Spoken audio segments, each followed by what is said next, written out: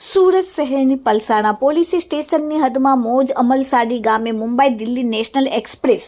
વેડ number 4 ઉપર એક ટાટા ટ્રકમાં રાજકોટ લઈ જવાતી વિદેશી દારૂના જથ્થા સહિત કુલ કિંમત ₹52,14,920ના મુદ્દામાલ સાથે ટ્રક ચાલકને ઝડપી પાડતી સુરત જિલ્લા એલસીબીની ટીમ.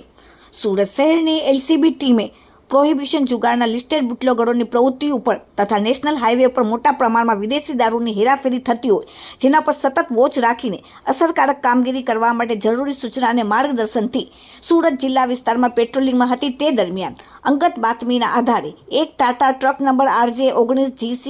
886-4માં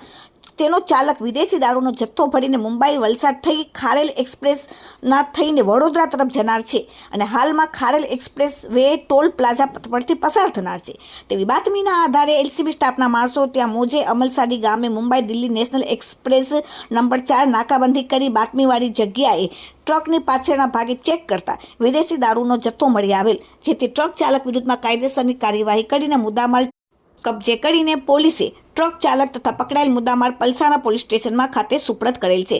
આરોપીનું નામ છે લાદુરામ રામખરામ બિશ્નોઈ, ધંધો ડ્રાઇવિંગનો અને રહેવાસી જોધપુર રાજસ્થાન, અને વોન્ટેડ આરોપી વિદેશી દારૂનો જથ્થો ટ્રકમાં ભરાવનાર દિનેશ વ્યાસ અને વોન્ટેડ બીજો આરોપી રાજકોટ ખાતે વિદેશી દારૂનો જથ્થો લે આવનાર તે અજાણ્યો ઇસમ છે. કબજે કરેલ મુદ્દામાલમાં વિદેશી દારૂ વોડકાની બાટલીઓ નંગ 6,720 કિંમત ₹42,06,720નો, વિદેશી દારૂ ભરેલ ટાટા ટ્રક 10 લાખનો, કબજામાંથી મળેલ મોબાઈલ ₹5,000નો, રોકડા ₹3,200 થઈને કુલ ₹52,14,920નો મુદ્દામાલ પોલીસે કબજે કરેલ છે. Bureau report, daily India TV, Surat.